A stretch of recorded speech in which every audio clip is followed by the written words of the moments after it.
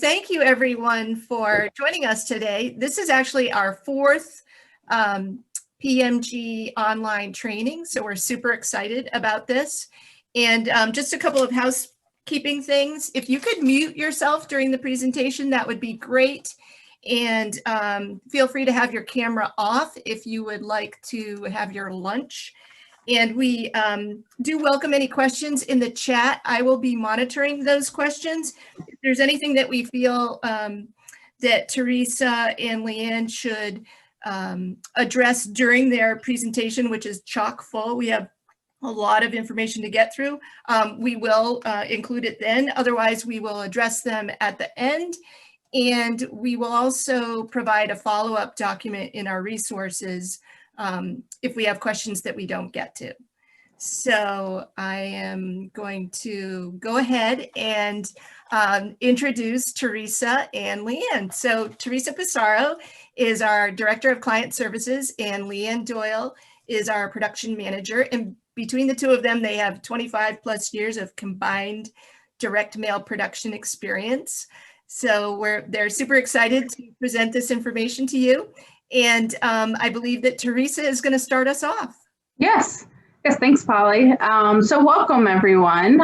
Thanks for joining us. So today, Leigh Ann and I are going to share with you basically some cost-cutting tips, things that you can proactively think about when you're creating a campaign. And we're going to touch on some key areas here, outlined here, starting with the design of a package, next step, bidding it out, and how you can save money actually during the production process. This tends to be avoiding reworks and reprints and things like that. Why selecting the right mail shop can impact your costs. And lastly, keeping in mind during the package design phase, how the package design can drive your postage costs. Because we all know that postage is a huge part of the campaign budget. And I think a good point to make here is that even though we're going to be looking at these steps from design to mail, the best way to be efficient and save time and money is to have all these points in mind during the design stage. And then Leigh Ann and I will wrap that up and give you some real examples to take away. So let's get started. So first things first, when you are designing your direct mail piece, right? You're getting ready to have your kickoff and starting to spec out your package. The first thing you want to do, you want to avoid odd shapes and sizes. So, there's a reason why there are standard envelope sizes. There's standard reply form sizes that are common.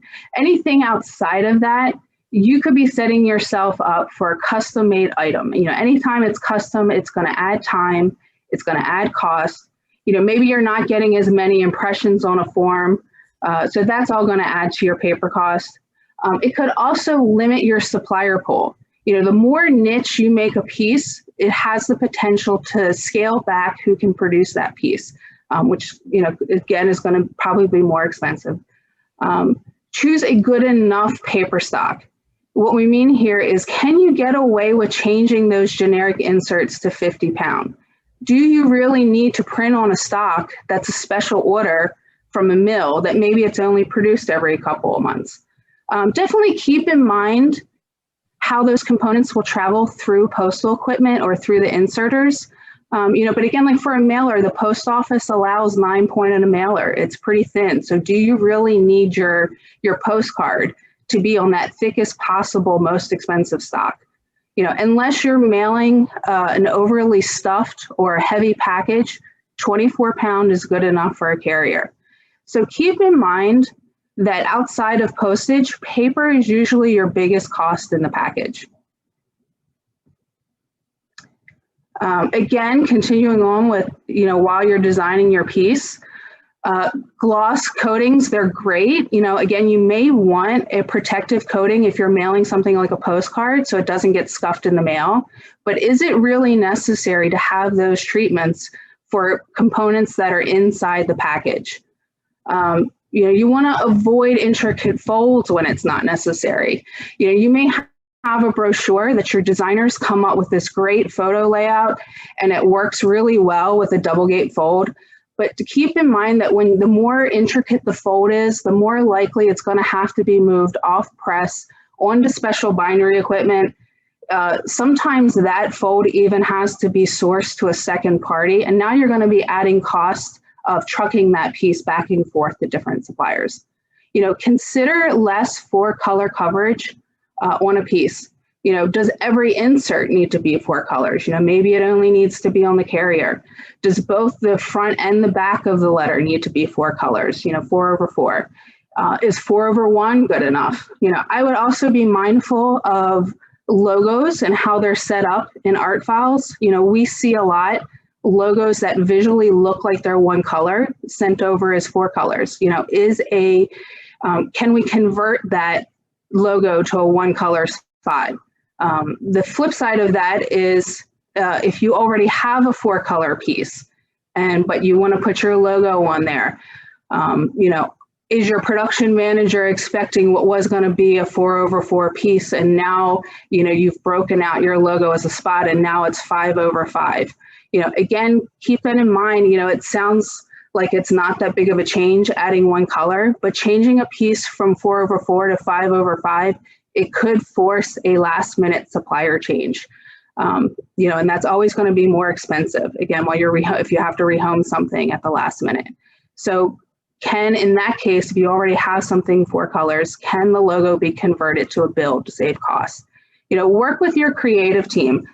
There's going to be, you want to consider the cost savings against the performance of a mailing. So when in doubt, you can always do a test.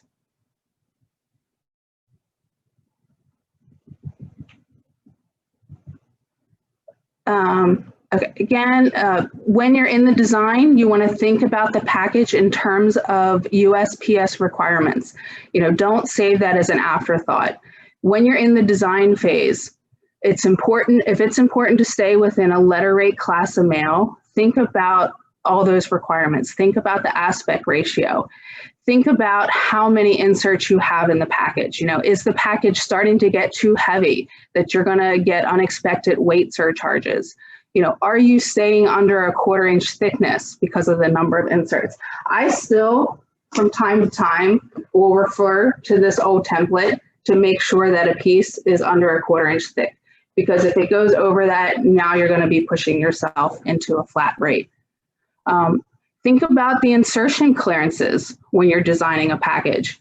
You don't want to have to slow down the inserters or move to different equipment because you've created pieces that are really close to the edge of the envelope. I got this in the mail yesterday, and I think this is a great example. This is from Sundance of an insert. I don't know if everybody can see that, but look how much variance is there. That's great. That can be inserted at a high speed. You don't want to get so close to the edge that the supplier has to slow down the equipment, or there's, components that are getting jammed. That could lead to unexpected overtime or rush charges to keep your mail date. So you want to avoid that when possible. So now you've thought about your specs, you're getting ready to send it out to bid. You want to consider your suppliers. Get to know your supplier's niche, what really fits them. Develop your list of suppliers, like a little cheat sheet. What are their specialties? And their specialties could be quantity, low quantity, high quantity. It can be that they're the supplier that does those special folds. They're really cost efficient at it. It could be a supplier that produces large volume very quickly. If you can build that list of partners so you can get several bids for all your components, that's really going to give you the competitive advantage to compare several bids on all your pieces. So you get next. So then that leads into, when you're starting to actually put your specs together to send out to your suppliers. Accurate specs are a must. The littlest thing, the littlest change at the last minute, again, could force a last minute change in supplier. It may seem like something minor. You've slightly changed the size, but maybe now that's changed the sheet size that you're printing on. You've added a color, but maybe that printer can't produce that many colors. Maybe they only have a 6-color press. They can't produce 8 colors. So again, you don't want to have to rehome a job at the last minute. It's going to cost you. Develop a rapport with your suppliers. So when you're starting to design the package, you can pull them in. Ask them if there's any things that you can do to that package to save costs. Be aware of hidden costs. There's some things that maybe weren't or aren't, communicated in your prices. These can be plates, dies, setup, deliveries. If you quote, for example, if you quote a label, your supplier may assume that you're going to use their existing die. And if you've tested into a format, a label format, and you really don't want to change that format, you are going to have maybe an additional $600, $800, even $1,000 to create a new die. So PDFs are always good to share during the pricing process, so the supplier partner knows exactly what you're looking for. If you're open to fitting into an existing die, communicate that. Proofs can be an additional cost. I would say most people now are going to assume that you are going to prove through PDFs. That's the common process now. So if your team has a requirement that a physical proof is needed, make sure you communicate that, that you're going to need a color proof. That can add, again, several $100s, $1,000, depending on the item, to get physical proofs if you need additional sets. So if you are looking at your prices and you see someone that is significantly less, look for these hidden costs. What are maybe some things that are not explicitly stated that could be additional costs that you need to consider? So now you've sent it out, you've got some bids back. You want to compare suppliers side by side, apples to apples. And you want to make sure that everybody is quoting things the same way, that you're really getting a true comparison. Look for the outliers. If you have a supplier that looks inexpensive, the first thing I always do is ask them what paper they're using. Is it possible that they subbed out, the stock? You had a specific stock that you wanted that everybody else quoted. Did they sub that out for their house sheet, because they wanted to present a better price? Postage. Is your mail shop cost dependent on that supplier doing the logistics for you? Ask that question. And if it is, make sure they break out mail shop from postage. So you compare mail shop to mail shop, and then you can compare total cost to see what your true costs are. Setups. Sometimes those costs, additional costs, are rolled up into your mail shop costs. I always like suppliers to break those out. In some cases, it can make them look artificially higher because they put setup costs in there. It can also lead to some unexpected costs. If you decide at the last minute you're going to do some testing, you're going to add in some versions, it can, you can have additional setup costs. So again, I always recommend having the setup fees broken out from the mail shop. Spoilage is a big thing to consider. It's a hard thing to think about because you think of it's material that you're producing and you're not using. So it can be seen as just the cost. There's a lot of variables to determine the number of overs, the percent of overs that you're going to need for a mailing or for a piece. You have to find that balance between not printing too much, because there's a cost associated there for pieces that are basically just for setup, samples, they're not getting mailed. But you also don't want to trim your overs too much. Be aware that some items are going to have a higher percentage of spoilage. If you have personalized pieces, that's going to have a higher percent than your generic pieces. If you're doing weekly mailings, weekly acknowledgements, that's going to have a higher percent of the spoilage because it's up and down the equipment, every week versus a job that's, up once and it's done. So I would also advise to be cautious when you're looking at cutting costs by trimming spoilage back too much. The worst thing is to get a call right before the mail date that you're, 100 or 1,000 pieces short on a mailing. And it's always the most expensive piece, right? It's always like the insert with the longer lead time, like the label. And that's going to be hugely expensive. If you have to mail all those names, that's going to be hugely expensive to reprint a piece at a small quantity on a rush. So what are some ways that you can save money actually during production? And here we're thinking of ways that you can avoid rework, reprints. The last thing you want is to get a print sample after the job is printed and off press and it's not what you wanted. So proofing, again, this is for, I think of proofing, you want to think of it further upstream. Try to think of your mock-ups or your composites in the design stage as proofs. But what I mean by that is really try to get your internal folks on board that all your corrections and adjustments should be done at the design stage. Because if you're making changes at the actual printer proof, you're going to have additional AAs. You know, you're going to be rushing the job and running out of time. So the further you can think of all those changes upstream, you know, the more you can save money on that. Pre-flight, we'll get into a little bit of that on the next slide about what that is and what's involved with that. Prep checks, I'll just say here, you know, there are some adjustments that can be made actually when you're physically there doing a press check. You know, again, ideally, you've done your due diligence further upstream. So your press checks are more, you're just there for, you know, a formality for quick OKs. So how can you save money during pre-flight, and what is pre-flight? Pre-flight is, it's really your last chance to catch any potential issues, you know, before you're on press. So, you know, we have somebody here that does internal pre-flight. She's making sure that everything goes into the package. Are all your components going into the package with enough variance, again, for that it's inserting quickly, nothing's going to jam.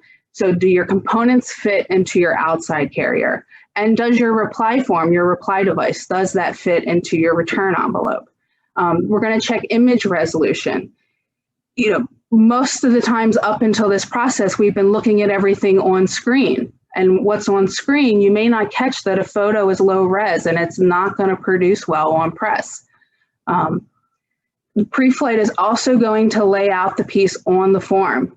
You know, are we getting the number of impressions on the sheet that we bid? Sometimes bleeds get added at the last minute. And does this piece require a gutter that's going to change the form sheet that was originally quoted? You also want to think of your postal compliance at this point. You know, is the address flying the carrier or flying the piece? Is the clearance around the IMB good? This is really important because you want to avoid unexpected costs at the postal facility, whether that's they have to spray on a barcode or your postage rates change because you didn't check these things during pre-flight. So for press checks, next step, we always recommend if you have a high value piece, we're gonna suggest a press check. You know, again, hopefully a lot of these things have been addressed further upstream, so you can really just kind of breeze through your press check. When you are going to a press check, there's a couple things you want to take with you, you want to keep in mind. And Leigh Ann, I think you can go to the next slide because that kind of has more steps. So if you're going to a press check, take with you a printed copy of your approved proof and in color. You know, you want to have something that you can walk over to the operator and compare what did you approve and what's being printed on press. You know, compare it to the proof that they have. You know, is the operator pulling the final approved version? Pull some samples off the line. Look at how the ink is, you know, laying on the paper. You know, how are your photos reproducing? You know, if you have 4 colors, how's the registration? You know, how do people's faces look? It's not fuzzy, you know, it's in registration. If you decided to go with your logo as a build, is it matching as closely what would be your spot PMS? You know, check for marks, check for blemishes. These are all things that, you know, you can make some adjustments while things are at press because you don't want to get the print samples and you're unhappy with it. And it's, you know, it's a high value piece. So you feel like it needs to be reprinted. So again, there are some adjustments that you can make while you're at the press and make sure that it's what you want. Another thing I have an example is that sometimes people don't think of, again, this is a commercial piece of mail that I got yesterday, and it's a catalog. And if you can see, there's 2 images here. These are actually produced on 2 separate sheets. So something you might want to check is the color matching across the pages. You know, this side is going to be on press. This might be on press in the morning. This might be on press in the evening. So grab what was printed and match it against the piece that's printed later and make sure it's matching. I just want to add that even during the pandemic, we have printers that were offering virtual press checks. So this isn't something that, you know, you have to give up if it's an important piece to you. It looks a little bit different, but it can be done. So I'm going to hand this over to Leigh Ann to talk about mail shops. So Teresa went over a lot of the steps about printing and everything. She talked about upstream, trying to make sure that you're doing everything you can from the beginning so that you're maximizing all of your budget and everything, and choosing all the right partners at the print stage in order to get all those things done quickly and efficiently is important. But the same comes true when you get to mail shop. So while mail shop is always usually the end of the production process, it's just as important, and it's sometimes I feel like you have to consider mail shop specs and everything while you're also doing all of that image check and everything else that you're doing from the beginning. So when it comes to mail shop, there's still a lot of things that you want to consider when you want to choose the right mail shop, and that comes down to the size of the mail shop. So different partners are going to have different types of equipment, different capabilities, different levels of speed, and different equipment can run faster. Some mail shops are set up to do higher volume mailings. Some mail shops are set up to do lower volume mailings. For any mail shop that's set up to do a high volume mailing, their cost to set up might be higher than for a low dollar mailing or low quantity mailing than a high dollar one. So understanding who can do what and what their niche is will make sure that you're being cost effective and selecting the right supplier as well for automation and for just production. And same thing when Teresa was discussing setup costs and all of that when you're pricing, you also just want to make sure that it goes all the way through to the mail shop, that the mail shops understand how many setups there are going to be, how many packages there's going to be, and all the different factors there so that you are looking at those costs at the beginning as well. And then if you're only mailing like 1,000 pieces, a larger mail shop might not be as effective unless it's someone that maybe you have a really good relationship with and they are able to do some of those mailings. There's going to be a lot of factors when you're choosing mail shops, but oftentimes some mail shops are set up to do lower quantity, quicker and faster, and other mail shops are set up to do higher quantity, quicker and faster. And so once you choose the mail shop, then of course you also have postal strategies. And so like Teresa said, you want to make sure that they're not including postage or other factors of logistics in your cost, or if you want them to, make sure you're understanding how they're doing it and what you can do in data and everything else to make sure that you are getting the low cost postage. And so as far as choosing, actually, let's go back. For the right mail shop, a couple other things that you might want to consider is the form setups and different things. So Teresa talked about the number of impressions for sizes of reply forms, but you also want to think about how it's going to be folded at the mail shop. If it's going to be a letter that's personalized, then you might need to make sure that you have pages 1 and 4 set up on the same side, unless it's pages 1 and 3 that are personalizing and it's going to interstack. So understanding how the mail shop is going to need to actually complete and produce the mailing will also help avoid rework or having to rehome something because maybe a certain mail shop isn't able to interstack a form or isn't able to laser something rotated or on a certain size, continuous or cut sheet or different things. So understanding all of those things to choose the right mail shop are just as important as getting the art set up and printed correctly. And so then, as well as mail shop, is also a couple different things you can do for postage and 2 different ways to save on postage. So often you think of mail and you just think of either local entry or commingling, but there are a couple other options as well that are more effective sometimes. So for commingling, it's often for letter size mailings, and there's certain sizes like Teresa mentioned, the 1/4 inch thickness, and also making sure that it's letter size and be able to commingle, but also that you're meeting postal regulations. If you're mailing nonprofit, you have to have the address printed on the outside of the piece or another identifying factor in the meter, mark, or indicia. So making sure that you're meeting all the regulations to be able to commingle your mail and everything else in order to commingle. Commingling means that you're basically taking everybody's mail. So all of the nonprofits that we work with are going to combine all their mail at the commingler, and they're going to present it all to the mail shop together so that they're going to get deeper discounts by doing that. And they're also going to take care of some of the steps that they will do. And we'll explain that in just a second as far as what steps they are.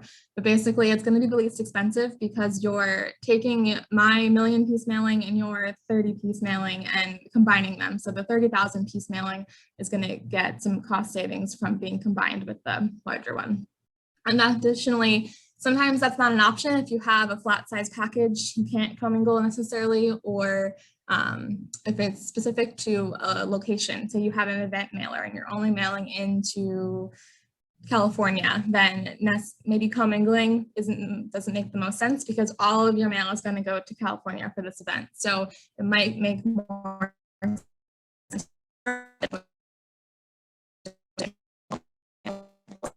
before you enter it into the mail stream. So it is better for mailings that are concentrated or larger volume mailings. There are sometimes larger volume mailings that would be better off being drop shipped than commingled based on quantity and where the concentrations are around the country. So sometimes it's not as simple as I have a million piece mailing and it should commingle. Maybe there's a couple of different steps you can take to determine which is the most cost effective, but you also want to consider delivery. So in addition to postage, maybe you have to consider the delivery for that event and understand the differences and if you need to be in home by a certain date or if which is more important necessarily. Maybe saving a couple of dollars on postage is more important than getting in home 1 or 2 days sooner, or adjusting your schedule to mail a day or two earlier to still meet your in-home date. So all things that again should be considered from the start, just so that you're not rushing or having to redo things or rush through things at the end to try to make all of these things work perfectly. So then we'll now explain the two differences in the two. So commingling, again, it's all going to be combined, this one mailers.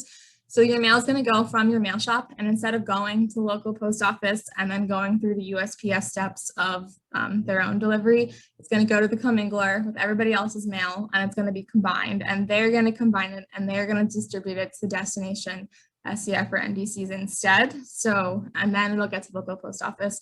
So by doing this is the way that you are able to gain postage savings, and you can skipping steps for the post office by using the outside commingler. And same thing for drop shipping, except for obviously if you're going to only go to California, it's going to be picked up by a logistics company or a trucking company, and it's going to go straight to California. So there's no need to combine it.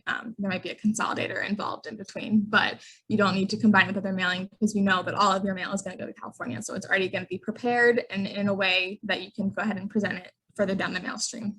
Which one thing for drop shipping though, you also have to consider not just the postage rate, but the cost of freight, because there is a cost obviously to just truck the mail wherever it's going, but sometimes that can still be more cost effective than going all the way through the mail stream. So commingling always seems like the most option that people want to think that makes the most sense, but sometimes there are still some myths that are around that people think are going to increase their cost or just change the way it works, and it's not always true. So one of the first myths that we hear sometimes is that you have to pay inbound freight to get your mailing to the commingling company. So to pick it up from the mail shop and get it to the commingler for it to be processed, there's an additional charge.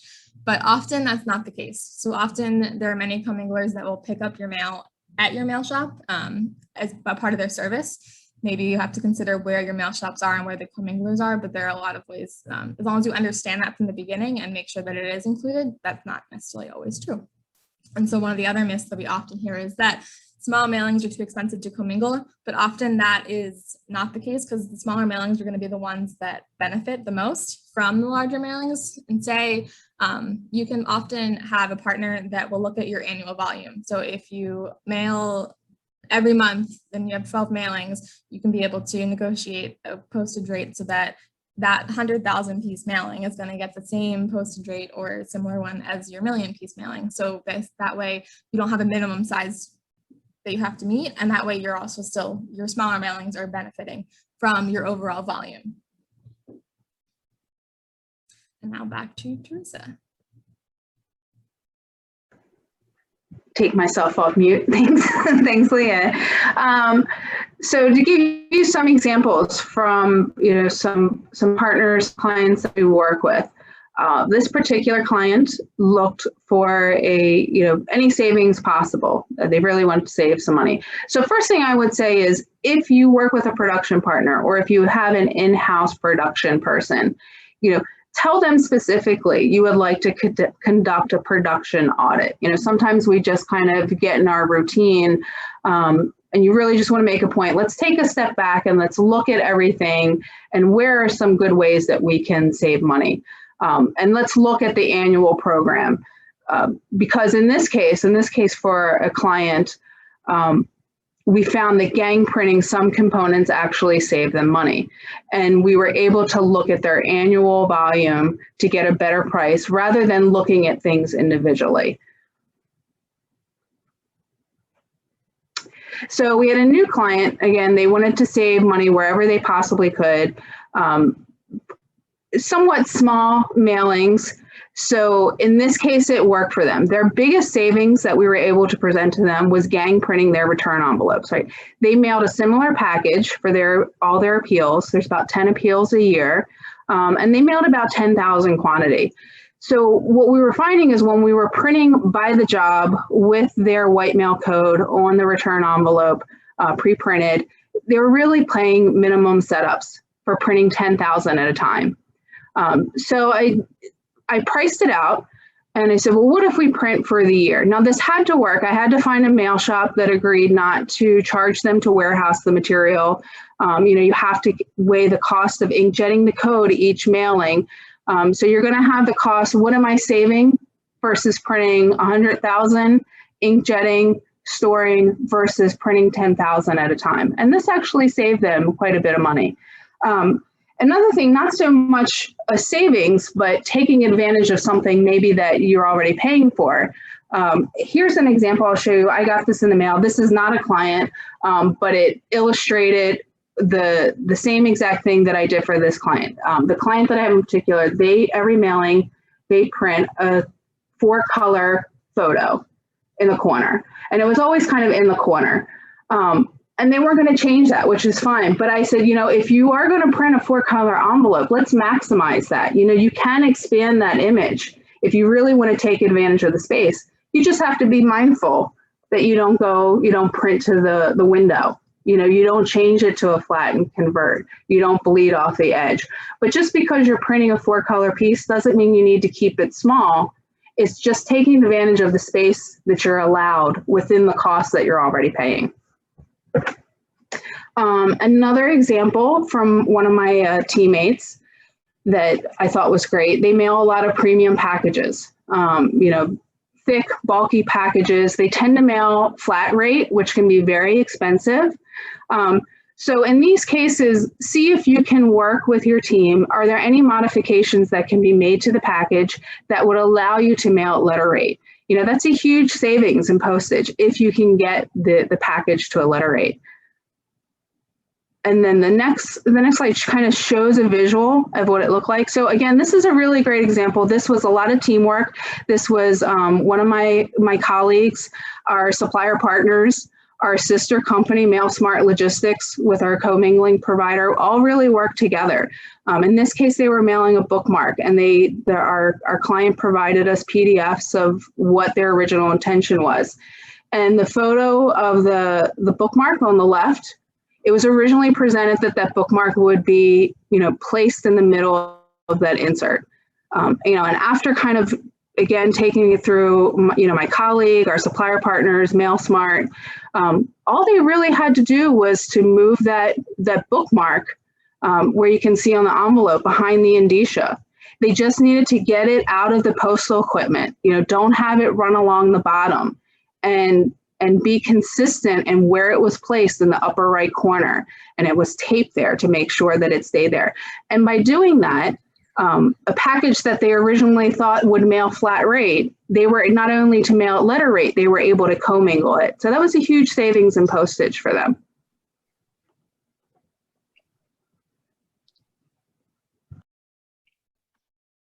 And then back to me. So, and then a few tips for me. So in addition to what Teresa was talking earlier about house sheets and making sure that the paper is all being compared when you're looking looking at pricing, there are a couple of different things that you can look at for when you're printing. So maybe you have a client that is environmentally friendly and they want to make sure that they're printing on FSC stock or 30% post-consumer waste or different things, but maybe they don't actually need to be printing on highest quality if it's something that's good enough. So post-consumer waste, you might be at 10% versus 30% or 100%. As long as you're still able, you can still print the recycled bug on 10%, but it's going to be more cost effective than requiring 30%. Many suppliers, their house sheet will always be considered recycled or 10%, but it may not be that 30% that we need or 100% or FSC. So then you're going to get into having to order paper, which can lead to longer lead times and also requiring that you know how much you're going to order in order to make sure that you have enough for your mailing and different things. So if you can find something that is good enough and still meets obviously your emission requirements, because those are really important, but also can help with cost savings, sometimes you can kind of meet in the middle and be able to still do both and save some money. As well as the type of paper that you're using, sometimes it comes down to colored stock. So you can look at using a tinted ink instead of having to buy colored stock. So I recently had someone who was doing a neon stock. And so I don't know if you can tell it here, but it was like a neon orange that we were printing, but the neon ink was a fluorescent ink. So it was really expensive. It was special order and we could get it and it wasn't that long of a lead time, but it was just expensive. But we were able to look at some other PMS colors that are not considered fluorescent and we could still tint all of the stock and it's a similar orange, but it's technically not fluorescent. You can tell more in person probably, but it was much more cost effective and we've now switched or at least that package all to be a PMS color that's not fluorescent because of the cost difference and how close the color was able to be. It still was good enough for what they were trying to do with having a really bright envelope, whether it's orange. I've also done the same thing with greens, so neon greens or really bright colors that still stick out. So their whole point was they wanted it to stick out in this case, and that other orange and green were able to do that, just not necessarily as neon-like. As well as the same thing can be true for when you're doing a lot of cream colors or Spring Hill yellow or Spring Hill blue. You may, most people wouldn't necessarily not even know that it's tinted if they don't know how it's printed.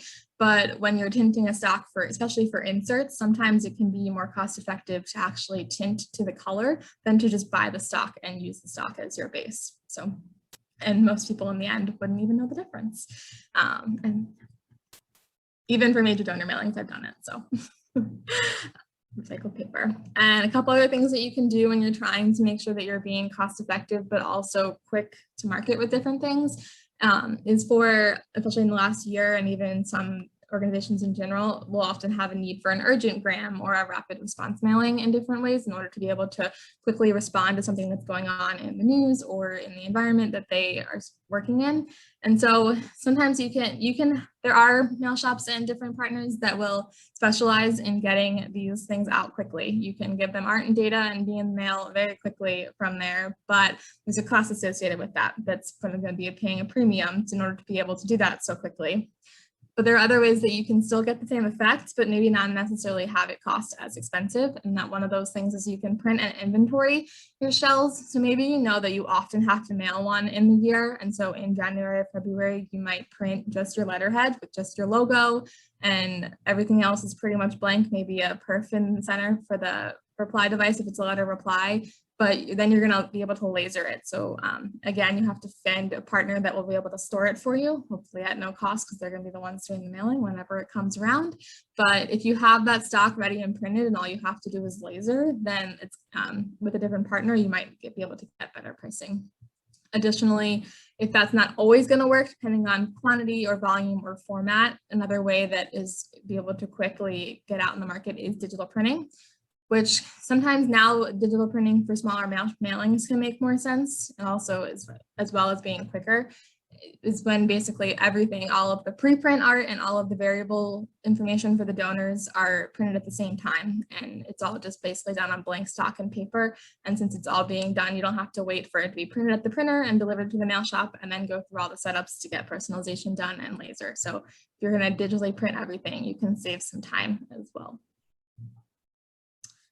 And a couple other things that you can do additionally with like program work is when you're doing acknowledgement programs or fulfillment, if you're mailing weekly or monthly or quarterly, You can optimize basically how often you're doing it to pick contract mailings. So if you know you're always going to be mailing a newsletter every quarter, maybe you have that basically as a contract with, and one mail shop's going to be your partner for the year, and they're always going to mail it, and their mail shop, knowing they're going to always be able to get the work, is going to price it accordingly as well. And also takes out the factor of figuring out who's going to be mailing it each time, so that they get to learn the program and also be a greater partner, since they know what you're trying to do as well.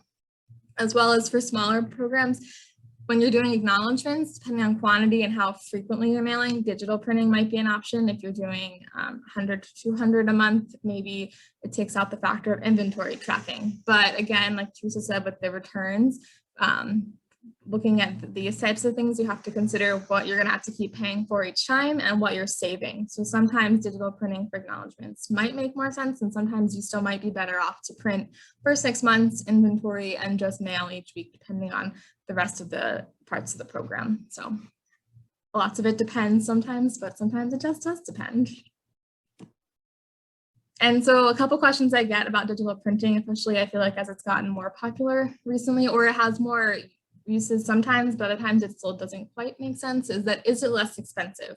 And that really depends on the stock. Again, paper is a large part of your budget when we're doing production costs. And so the cost, as well as, and the quality, it depends on the art. So how is the art built? What are we trying to print? Again, if you're trying to print, if your logo has to be your PMS color, digital printing may not be the best option, depending on how the piece is set up, because when you're building a 4-color logo, it may not be the exact PMS color, but maybe that's not as important on a 4-color piece anyway. So it just depends. It can be if it fits the specs, and it cannot be. And so the question we get sometimes is, should you use a full service company, or which would be somebody who basically they take care of all the printing and the mail shop, and they all do it under one roof basically? Or should you be using different partners, the right printers, the right mail shops, and having to coordinate getting everything to the mail shop and all the different prices? And here again, it depends on many different factors. There are some shops and different programs that this could work for, and other times that it wouldn't. So when you're pricing and comparing pricing, you just want to make sure you understand what you're comparing, so that you can figure out if full service is the best option, or if maybe you are better off using various printers where the components fit their machine and then delivering it to one mail shop. So it's always good to bid all of your options and understand what you're comparing. And now I'll pass it over to Polly. Excellent. Well, thank you, Teresa and Leigh Ann. That was incredible. So much information. And we wanted to let everyone know that we have lots of resources available to you all coming soon. We will have the training deck that we presented today. We're also going to put together some checklists for you, and we have an ebook on this topic as well. And we will also provide you with a certificate of course completion, which is fun, and you can hang it on your wall if you'd like. And also we are very frequently providing updates about what's happening in the direct mail production and postal world. So definitely connect with us on LinkedIn so that you can get those updates as soon as we post them. And then Teresa and Leigh Ann are always available for any questions that you have. So certainly feel free to reach out. And then I did want to talk about our next training coming up. So this will be in June, on June 22nd, and this will be Marvin Dawson's 3rd training on demystifying data hygiene and merge-purge reports, how you can use them to improve your program. And this idea came out because sometimes people really scratch their heads when they take a look at all these reports that we send them. So we'd love to help people better analyze them and just get more involved in the process. So that is all we have today, unless anyone has any other questions. We've got some great comments more in the chat, Teresa and Leigh Ann. Dawn says that you can match to a Pantone color on press in digital, at least in the label world. And then Alan talked about having label shells to stock for digital printing as well, which is a good point. So great. I think that is it, unless anyone else has anything else to share. Teresa or Leigh Ann, are you any other final comments? Otherwise, we'll give people an bonus 15 minutes for their day. Yeah, no, just thank you everybody for joining us and listening to what we have to share. Appreciate it. Thank you so much. All right. So this concludes our session. Thank you, everyone. And we hope to see you soon, and be on the lookout for all the materials that are coming your way soon. Take care. Yeah. Okay. Thanks, Thank you. Leigh Ann. Yeah. Bye. Bye, guys. I'm having fun seeing everybody. It's been so long. Bye, everyone. Bye-bye. Nice job. Thank you.